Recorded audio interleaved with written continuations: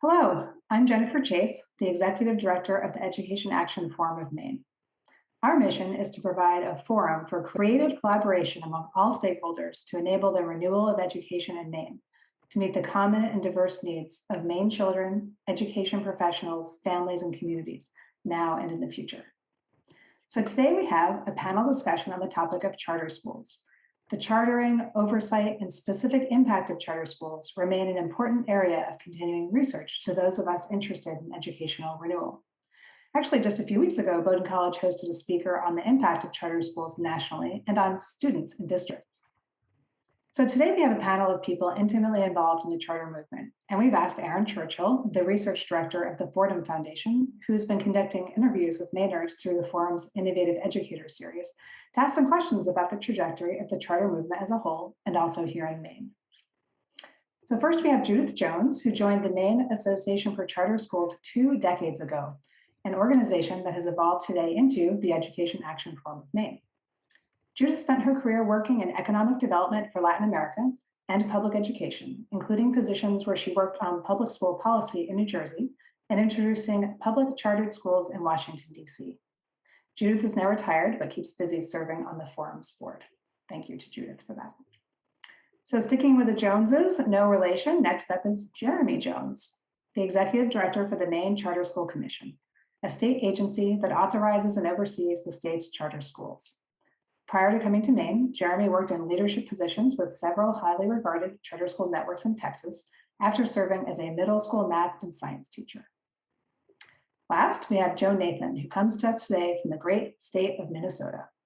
Joe has worn a lot of hats. He's been a district public school K-12 teacher, an administrator who won awards from parent and community and educator groups, a parent in the district public school where 2 of his children attended, and the director of a project for the National Governors Association. Today, he directs the Center for School Change. And we're especially excited to hear from him about both the past of charter schooling, as he helped craft the nation's first charter school law in the early 90s, and the future of chartering in America. And with that, I will turn it over to Erin Churchill. Thanks, Jennifer. Those are great introductions, and what an impressive panel we have today for our listeners here in Maine.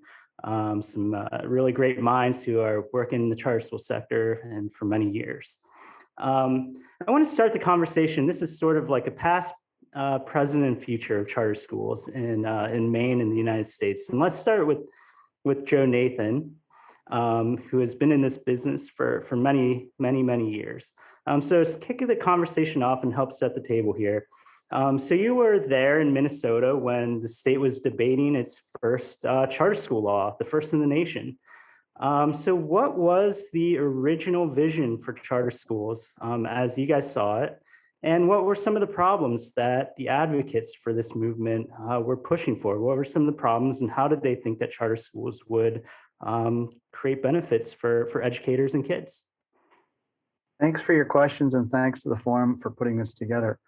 I want to be clear, as the introduction said, that I have been an urban public school teacher and administrator. We have had 3 youngsters, all of them have gone through district public schools. And I've been interested literally for 50 years in effective education for kids. And so a group of us saw the charter idea, which I'll explain in just a minute, as a further continuation of many other efforts to improve schools. We also thought, frankly, that school choice is a powerful tool, a lot like electricity. It has to be handled carefully. If it's not handled carefully, create more problems than it solves. So it's important to understand the charter idea came not really from Minnesota, but from several other sources. For example, when I was in college, I read a wonderful essay by Kenneth Clark, who was an African-American child psychologist who came up with a so-called doll test that investigated how children reacted to dolls that were identical, except some were black and some were white. That was used by the US Supreme Court case in 1954, Brown versus Board. In 1968, Kenneth Clark was so frustrated with school districts that he proposed in an article published in the Harvard Education Review, and this will be available, one of the things that will be available as a part of this discussion today, a link to that Harvard Education Review. He proposed in 1968 that new public schools be created open to all that would be operated outside the control of local districts. That's really important because sometimes the history is distorted and misrepresented. Kenneth Clark, African-American civil rights activist, proposed 1968 that new public schools open to all, non-sectarian public schools would be created outside the control of the local boards. In the mid-1980s, governors, both left and right, political, liberal and conservative, governors like Lamar Alexander, a moderate Republican from Tennessee, and Bill Clinton, then governor of Arkansas, proposed the creation of a new bargain in public education. As Lamar Alexander wrote in 1985 in a report that I was the staff director of, the governors are ready for some old-fashioned horse trading. The governors will regulate less if the schools will be more responsible for results. So part of the impetus of the chartering idea from which charter schools come is that first, there will be options for people to create new public schools outside the control of local boards. And secondly, that these schools will be responsible for results. So the charter idea rests on three fundamental principles. First, these are principles that really have helped to contribute to the massive growth and prosperity in the United States. So we certainly have work to do, but these are three fundamental principles. First, that people with new ideas will have a chance to try out those ideas. Second, as long as they're willing to be responsible for results. And third, that they will have to operate within some limits. And that's the chartering idea in great part. Give people a chance to create new schools or to convert existing public schools into chartered schools. If you're willing to be responsible for results, explicitly, there's a contract. That's where the charter word comes in. There's a contract. And third, you have to operate within some limits. You have to be non-sectarian. You have to be open to all. And the idea was that here in Minnesota, we already had cross-district public school choice. We already had a law adopted in 1988 that said that high school students could take courses on college campuses for free with the dollars following the students. And so the dollar following the student principle had already been established in 1985, actually, with the post-secondary option law. So we had cross-district public school choice, and we had new options created because families could move across district lines, or families could have their kids taking courses on college campuses for free. Free meant free tuition, free books, free lab fees, so really free. So those principles were already established. And the next step was to pick up on the ideas of Kenneth Clark and of the governors and say, people have the opportunity to create new public schools outside the control of local districts, as long as they're willing to be results, as long as they operate within some limits. And one of the expectations was that there had to be a contract for performance. And if they didn't fulfill that contract, the school could be closed. Those are the three fundamental principles and a brief history of how the idea evolved, was adopted here in Minnesota, and now has spread to more than 40 states, including, but not limited to, Maine on the east, and Alaska and Hawaii on the west. That's excellent. That's some terrific background. And I think the idea of, the fundamental idea of charter schools is great, more autonomy, more freedom, and in exchange for rigorous accountability for results, for outcomes for kids. And that's, always how I've seen sort of the main principle of charter schooling. And I think you said that very well. One thing you didn't mention in your opening comments, Joe, that I wanted to ask you about, and you mentioned it previous to our conversation, is what are some of the benefits for educators, when it comes to this chartering model? How does that give teachers and principals more freedom to deliver for kids and for parents? So the first book that I wrote in mid-1980s, or actually early 1980s, was this book, sorry for the plug.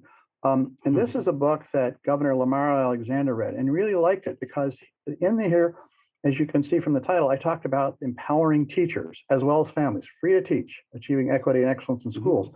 And one of the things that the governors liked, and many of them still like, is the idea that teachers would have the chance to create new kinds of public schools. Al Shanker, who's sometimes cited as one of the authors of the charter idea, former the president of the American Federation of Teachers, wrote that innovative teachers, and frankly, I was one of them. This book describes some of the frustrations that innovative district educators have constantly. Shanker said that people who are trying to create new kinds of public schools are treated like, and I'm quoting directly, traitors or outlaws for trying to move outside the lockstep. And if they somehow were able to create new public schools within districts, they could look forward to insecurity, obscurity, and outright hostility. Think about that. The innovators would be treated as traitors or outlaws, and that's still a problem. I have been at public education now for 50 years as a teacher, administrator, PTA president, and so on, parent. And I still see, and literally today was on a conversation with some educators in California and Minnesota and New York, all frustrated, district educators frustrated because there's so many restrictions put on them. So part of the idea was and is to provide new opportunities for families and for students. And part of the idea is to provide new opportunities for educators. Let me just give you one quick example of that. We have a distinguished panel. I want to make sure other people have a chance to speak here. But here in Minnesota and now spreading throughout the country, including, by the way, in Maine, Portland, Maine has a variation of this idea, is the idea that teachers would be in charge of a school. Now that sounds strange to a lot of people when they think about a school board, a superintendent, a central office, a principal, and then down here are the teachers. But let's flip that. And has emerged here in Minnesota and now throughout the country, literally from Maine to California, new public schools, some of them district, some of them charter, in which the teachers are literally in charge of the school. The teachers, in some cases, set the salary and fringe benefits, and of course, they're responsible for results.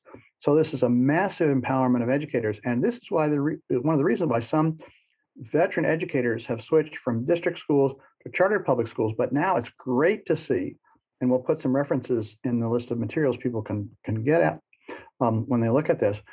It's great to see some districts saying, that's a really good idea, and some teacher unions saying, that's a really good idea. One last example, just last week, a group of veteran public school educators here in St. Paul, working with a local official, have proposed creation of a new chartered public school. But we're seeing some examples around the country of districts responding to this. I'll give some examples later by empowering local educators. One last example, and I will be quiet for a while.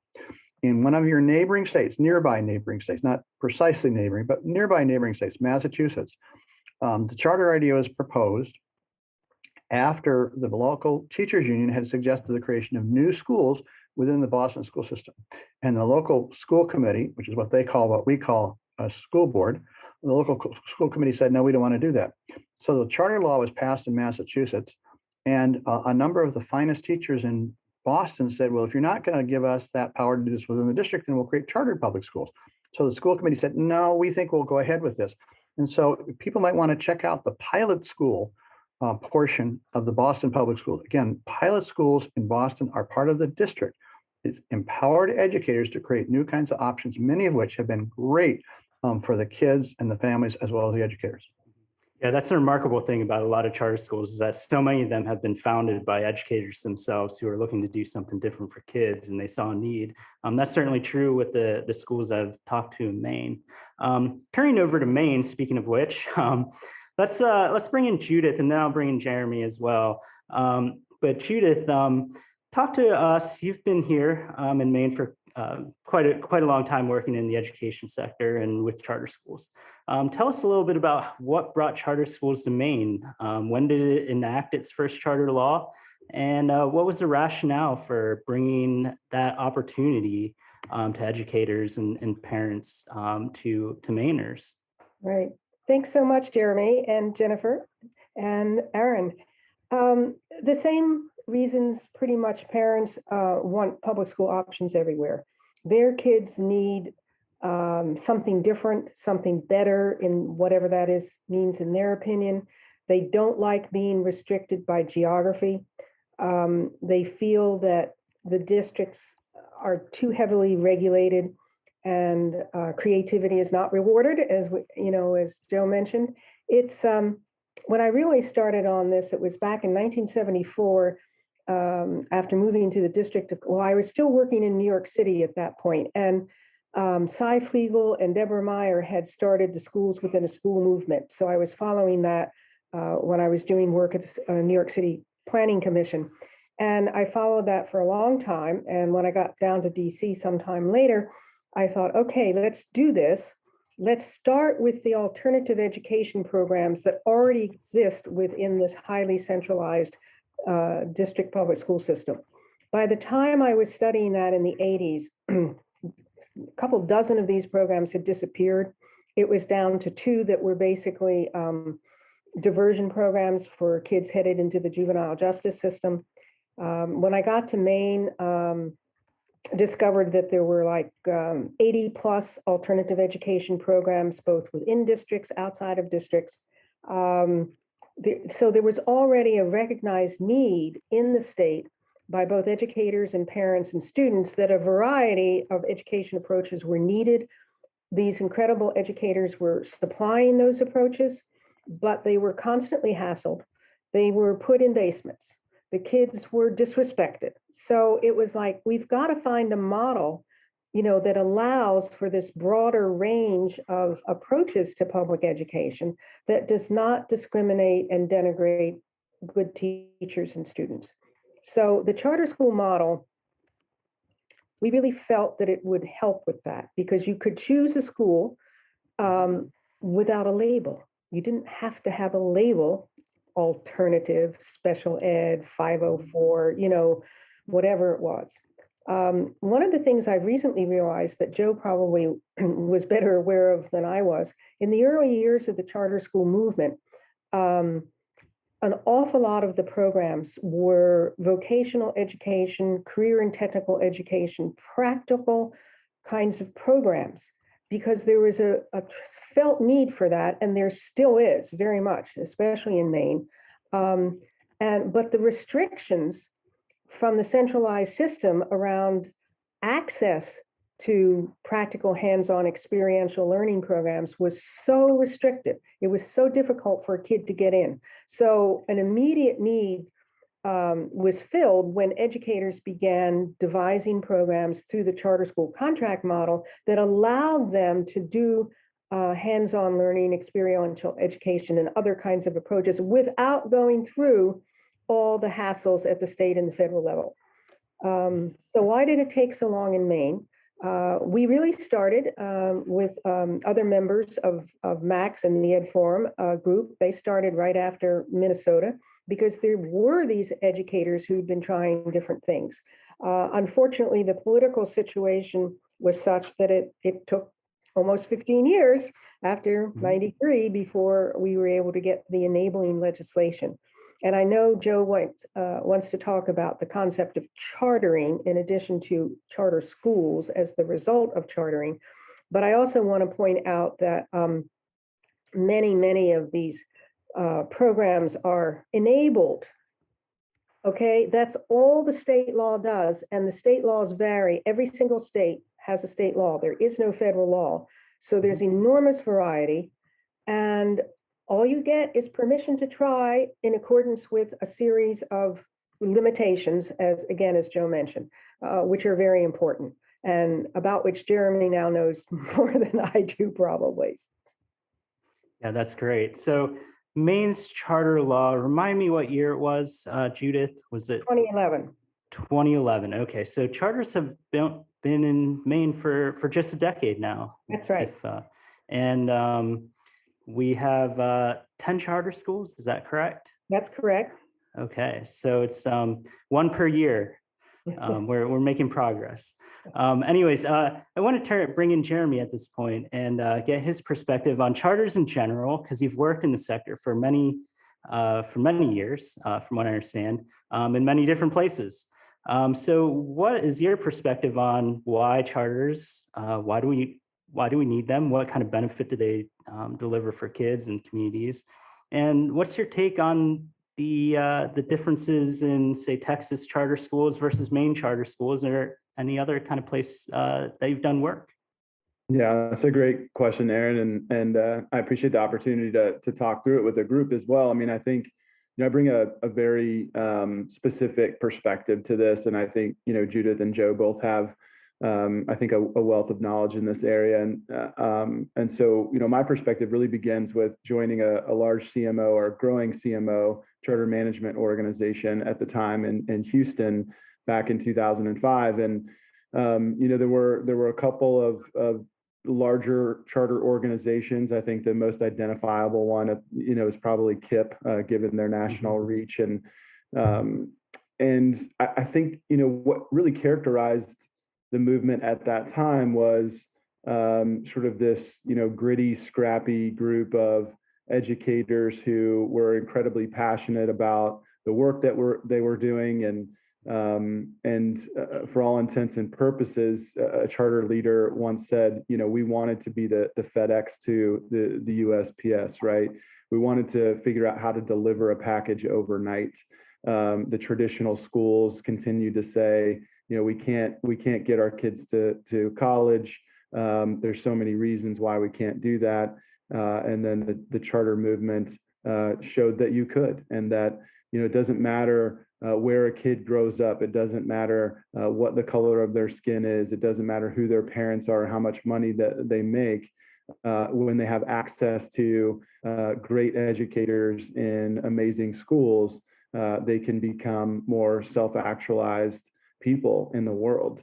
And at the time, there was certainly a lot of money going in the direction of these growing charter schools, and the charter schools really, at least the larger CMOs, really stood on this promise that all of their students would get accepted to college. I think like what we've seen over time now, especially in the wake of the global health crisis, reckoning with our racist history in this country, you see a real evolution of a lot of the CMO missions across the country, where college mandates are certainly becoming more responsive to the needs of students, and really I think organizations are questioning whether college for all is the right thing.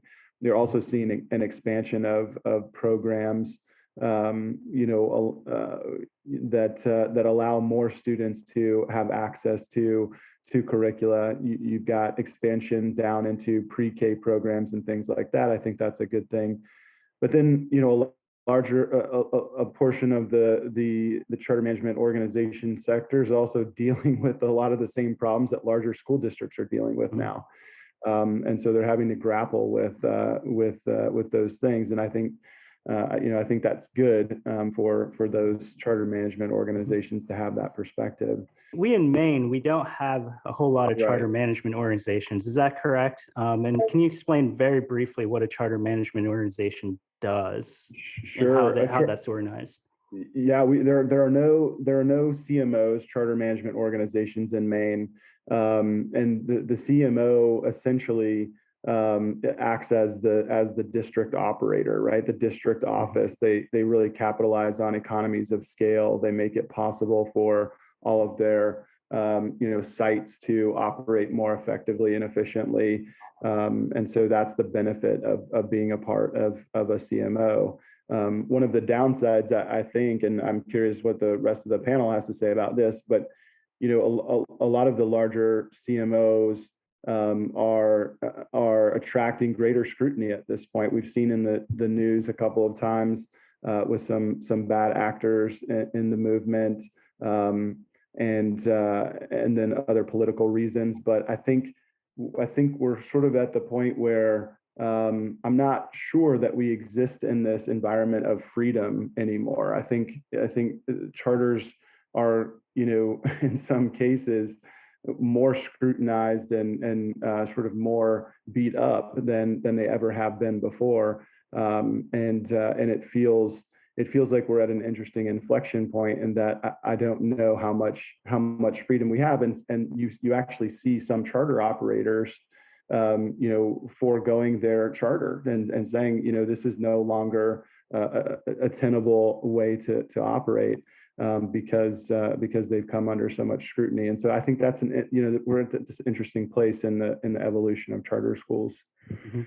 That's terrific. Yeah, I think there are some trade-offs with CMOs. I think on the one hand, you can really scale quickly, and especially if it's quality CMO, you can really scale and grow very quickly through the CMO model. But like you say, I think there are some trade-offs as well.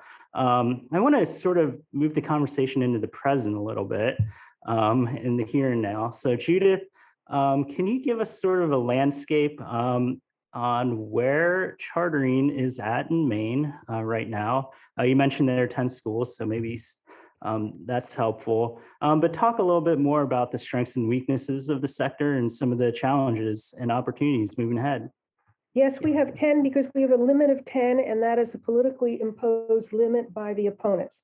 Our main opponents in Maine are what we call defenders of the status quo, and they are both the longtime administrative groups and unions, among others, and politicians who simply do not respect the needs of parents and educators and children. It's very, very frustrating to somebody like me who came out of DC successfully helping to create new schools, because everybody knew we needed new schools, reform schools, whatever variation you wanted.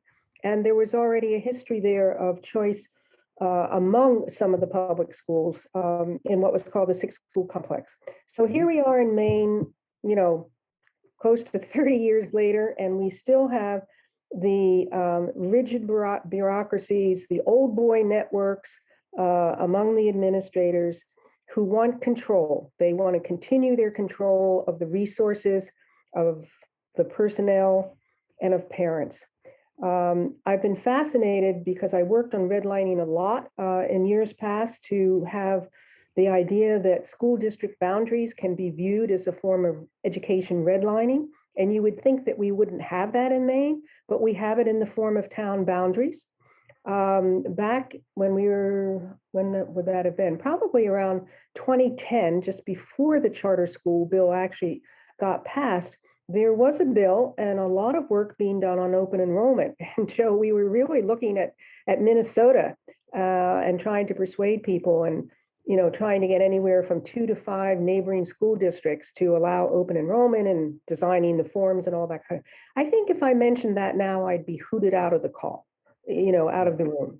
People are just not interested. Administrators are not interested. So the strengths, of course, are, as always, the parents, as well as the remarkable educators who are working in this field. If there were no parental demand for free public options that respect their kids and give them ways to grow, we wouldn't have charter schools. We wouldn't have schools within schools. We wouldn't have alternative education. So the evidence is out there that we need all of this. And of course, COVID just put a cap on it. It all existed before that. And of course, now it's incredible. There's been in Maine no coherent state leadership in the education field for the last umpteen years. We've had changes in the government, governor's office. We've had, I don't know, at least 5 or 6 different commissioners of education. We've had this political infighting between the governor's office, the commissioner of education, and the legislator's education committee, which ends up now holding most of the political power. So, you know, this is a mess to try to navigate. There's support for the individual charter schools, all of which are what we call independent charter schools. As Jeremy said, we don't have any networks like that. There's support for them by the Charter School Commission, but also a lot of reporting requirements. And that is something that I think most of us did not anticipate at the beginning of the movement. We thought it would be, we could get rid of the dead hand of the central bureaucracy, you know, and have teachers and organizations do this. But it turns out you need a lot of administrative and reporting work, especially as the years have gone on. Those requirements keep getting worse. And then in Maine, just to finish off, we do not really have equitable funding. We have the same annual operating funds that's pretty well put together, that the parts of those regulations so that the same amounts go to either a district, whether the kid goes to a district public school or a chartered public school. But there's no money for facilities, there's no money for pensions. And that all over time becomes important. A brief comment about what families are seeking. Yeah, go ahead, please. So we've just come up with some new research here in Minnesota, and I have spoken in your beautiful state a number of times, as well as vacation there. And I think, although certainly I am not an expert on Maine, and I want to explicitly acknowledge that, I have been asked to speak by both district and charter educators, as well as your state Department of Education. I've been asked to speak a number of times in Maine, and I've tried to listen more than I speak. What we've just done here, and this will be a link in the resources that accompany this Zoom meeting, is research showing that Minnesota has developed numerous opportunities for personalized learning over the last 30 years. They're found in school districts and chartered public schools, private, home, and online schools. And they give opportunities for thousands of students to learn, to reach their potential while also being a resource for traditional learning. Expanding these personalized learning opportunities benefits the increasingly diverse student population. Rural, urban, you don't have many suburbs, but you certainly have rural and you certainly have some urban, while also improving traditional learning for all. And school leaders and policymakers should really make the growth of these personalized learning programs a priority. And I think that if one of the impacts of COVID, which is, of course, had many very, very unfortunate impacts, is a growing understanding that families are really seeking a much more personalized approach to learning, and wise school districts are recognizing this. I have talked with people about homeschooling, and when the charter movement is limited, more families turn to homeschooling.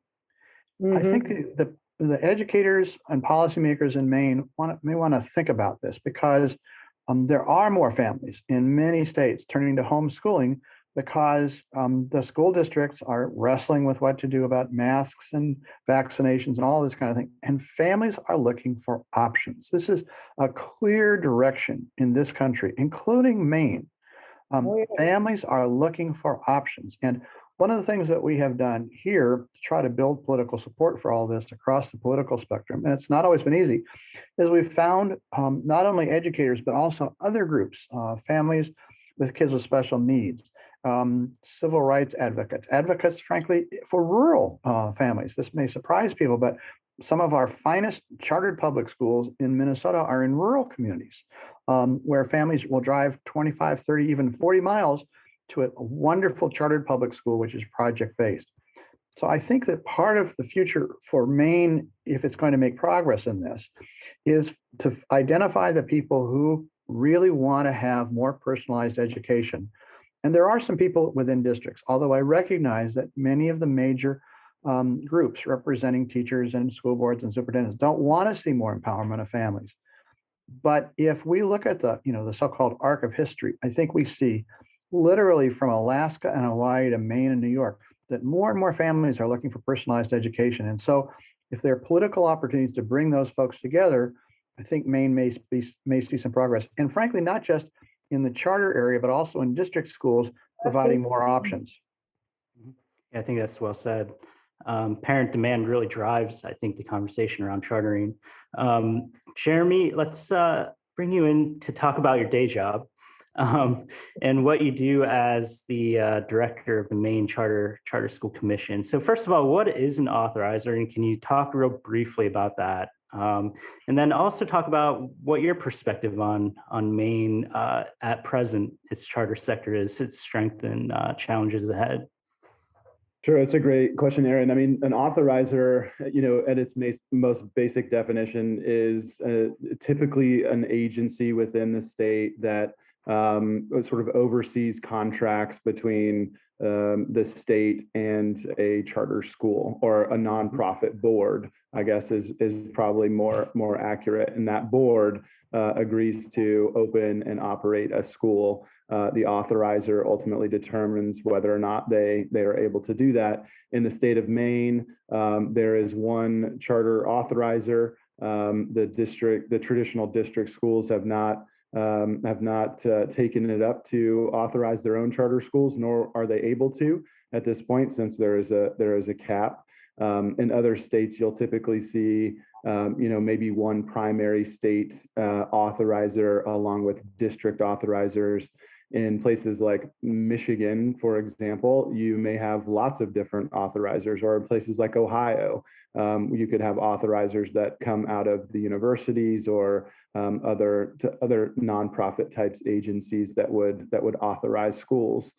And in Maine, we take the responsibility to authorize schools incredibly seriously. And while we're not in an environment to authorize any additional schools beyond the 10 that we currently have, we do see authorization as like a continuum of existence. And so right now we're certainly in the monitoring phase, but we do also reauthorize schools when their contracts come to term. And typically those contracts run on 5-year terms.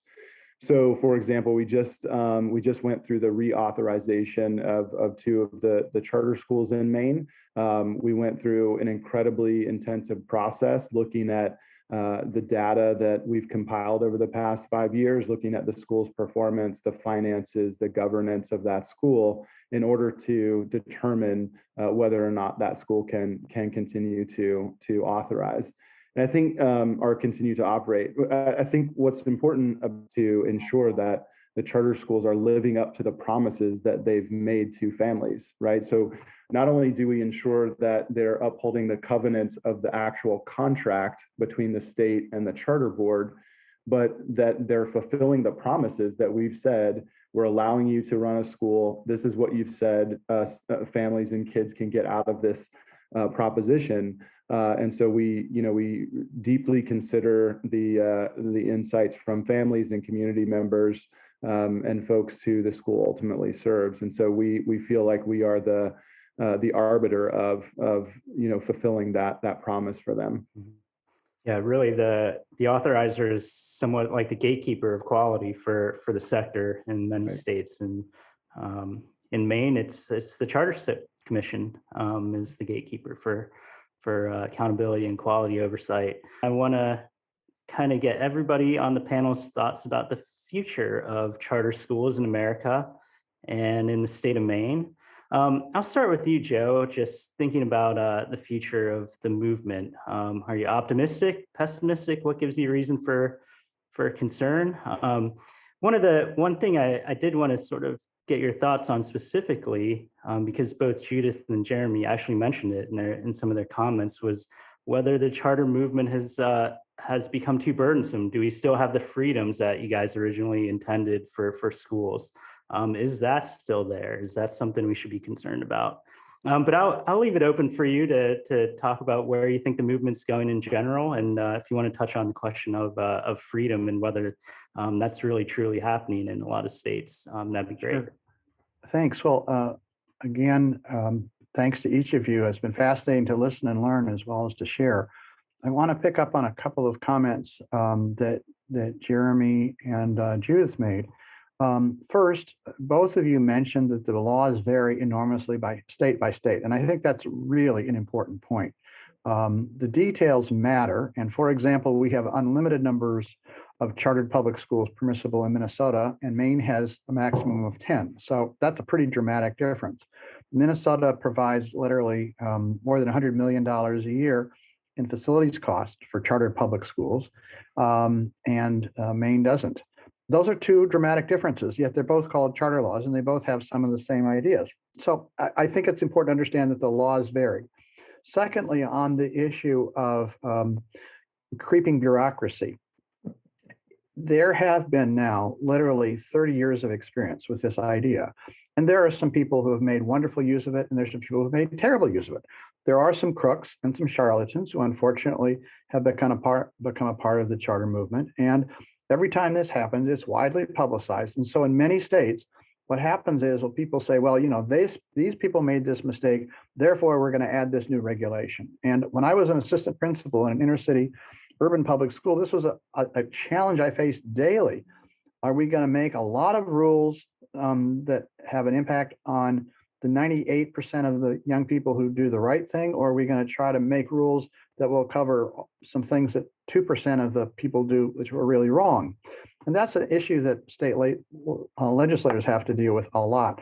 So I think, again, the regulatory environment varies widely, and I think it's possible to regulate too little. I also think it's possible to regulate too much, and the climate for that varies. But you asked me how I'm feeling about this. I think that the trajectory unquestionably is up. There are going to be more chartered public schools. We started off in 1991 with the first law here in Minnesota. That year, there was 1 chartered public school enrolling 50 kids. There are now thousands of chartered public schools enrolling more than 3 million youngsters. And the number of kids and the number of schools grows every year. Now, in Maine, it hasn't grown in terms of the number of schools, but nationally, it is growing rapidly all over the country. And as I said, from Hawaii and Alaska and California on the west to Maine and New York and Connecticut, and Massachusetts on the east. So, and of course, in the middle as well. So on balance, I'm encouraged. But the reality is that I see is that it is a big battle, in part because we've gone from less than 100 kids in a chartered public school to more than 3 million.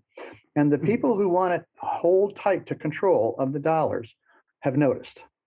I'm encouraged, however, by, for example, the president, executive director of the Albert Shanker Institute, former St. Paul Federation of Teachers educator, former executive vice president, American Federation of Teachers, a very close friend named Mary Catherine Ricker, who, as the commissioner of education for several years, brought together district and chartered public schools to learn from each other. And she had been the executive director, executive vice president, American Federation of Teachers. She's now become the director of the Shanker Institute at which is a part of or affiliated with the American Federation of Teachers. She is a very thoughtful educator with a national audience who would very strongly affiliated with unions, who sees the value of chartering and the value of district schools and feels that they can learn from and share from each other. I see more and more people like that. Are there people who are vigorously opposed to chartering? Absolutely. But I see this as a part of a broad civil rights struggle. And I'll just give you two quick examples of that. I mentioned Kenneth Clark. Rosa Parks, yes, that Rosa Parks became a part of the charter movement. She tried to create charters in Detroit. The chief of staff for Dr. Martin Luther King not only tried, but did succeed in creating a terrific charter in New York City. And he and his colleagues wrote a book about that. And he says that if Dr. King were alive today, he thinks that King would be very much on the side of empowering families and of having educators that were nonprofits. So I think that the road of progress is not straight up. It goes up and down, but on balance, we've seen clear increases in the number of kids, the number of families, and the number of educators who are part of this. And we've also seen Boston being an example. We've had some examples here in Minnesota of school districts responding positively to the fact that they no longer have exclusive control over the kids and the dollars. So I think on balance, it's an encouraging future, but we're going to have to do exactly what you're doing today, which is more communication with people, more examples of how this can be a win-win thing. Mm-hmm. Yeah, and can you give us a number on how many kids are in charter schools in the U.S. again? More than 3 million. 3 million. Latest figures show more than 3 million, which is up from less than 100 in 1992. Right. Yeah. Yeah. I think it's the idea of cross-fertilization between the charter sector and the district is extremely important to pursue. And most of the time, we in the charter movement think that innovations that we have should be adopted by the district, and we wonder why more of that hasn't happened. There are certainly many, reasons for that. But I kind of like the idea of contracting. Okay, it's one thing to demonize the word charter, but as we said, it's just a contract. So what about having contracts by local school districts for a variety of special and unique programs that they know will make sense for their families? And I want to remind us that the teachers' unions operate on contracts. They are ferocious negotiators. So I think we should take advantage of that mindset to say, okay, let's do some other kinds of contracting within the districts. And the Progressive Policy Institute has come out. Jeremy, I don't know whether you saw a couple of their examples from Texas of a charter-like, but not calling it a charter, autonomous public schools. There's one Hispanic superintendent down there who has used it dramatically to increase the education options for the Hispanic families. So there are ways of doing innovation within the districts that do not require them to be called charters. But what they need are the freedom, autonomy, some regulations, and a contract. Because without that contract, whether it was 3 years, as Wisconsin had for a while, 5 years and 10 years now, and someone, there's no political protection. So that's what I want to see, more contracts within the districts with creative teachers. Well, I didn't ask the question yet for you. But this question is for you on the future in Maine. Where do you think the sector is going here in the state? I think it's very hard to predict because I agree with Joe that overall the pressure from parents and others, including civil rights groups and businesses, for more options is really important. And we know even before COVID hit that academic outcomes were pretty stagnant. But there are all kinds of district schools as well as some charter schools really working on how to do the personalized learning. And I'm very excited by that. I remember early years trying to persuade some neighbors about the charter school model. And one person said, well, you can't have a school for every child. And I said, I'm not talking about buildings. I'm talking about personalized learning. Well, that's for special ed. I said, no, it does not have to be for special ed. So I think that's very important to pursue. I'll leave it to Jeremy. Do you see enough, do you see a lot of parent demand for chartering, Judith? And then I'll turn it to Jeremy. Can you talk about parent demand in the state? Yes, there's parent demand. There's a waiting list. And actually I just got a call last week from somebody who wants to be a charter school founder. So given the political environment here, the fact that anybody is now daring to talk to us about it is terrific. All right.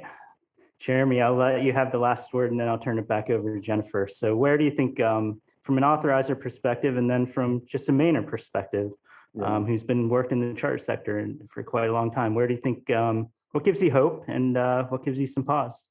I sort of live in this paradoxical world, and it's nice to hear Joe's positivity about things, because sometimes I'm incredibly positive and remind myself that this is an endurance race and that, you know, we're in this for the long haul and we can, you know, move the needle. And then some days I'm disheartened by the pace of change.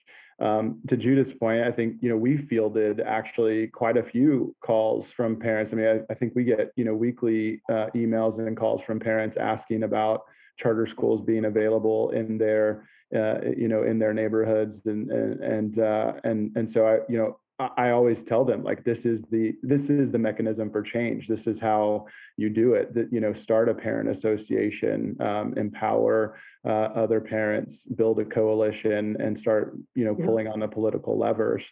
And so I think that the way that we can move forward is you know, using the tools that we have available at the Charter Commission to ensure to the state legislature that they can trust the Charter Commission, which we've given them no reason not to. I think, like, we, you know, I think we do our jobs incredibly well. Our charter schools are incredibly responsive to the demands that we put on them, and they're operating in, you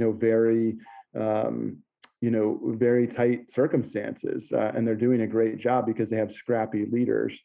But they're also, what we see from the charter schools is they're also finding new ways to serve kids. We've got schools that do an incredibly great job with personalization. We've got schools who are well connected to the environment and to relevant issues that our students are going to face. We've got schools who are trying to start other programs to ensure that pregnant and parenting teens have a place to go. And so I think what we continue to see is this in deep nature in each one of these educators to say, there are children who are suffering, there are children who are in need, and we are going to do whatever we can to meet that need. And I think for us as authorizer, we have to figure out, how can we facilitate that? How can we step back, ensure that there's a high level of quality, while also ensuring that those charter leaders can go meet those needs? And that's, you know, that's a challenge. But you know, Joe was talking about the details earlier, and what we say on our team is, like, the magic is in the mundane. And so we really get down to that nitty-gritty policy level at the authorizer house, and we try to figure out how can we sort of set the table, create the environment so that charters can continue to do the great work that they're doing in Maine. Excellent. Well, I have to say, I'll use moderator's privilege to add one last comment about Maine. And I think we've lived in this state for about 3 or 4 years now, and have had a great privilege of talking with a bunch of educators in the charter sector. I'm incredibly hopeful for where it's going to go in Maine. I mean, you have tremendous educators in the movement.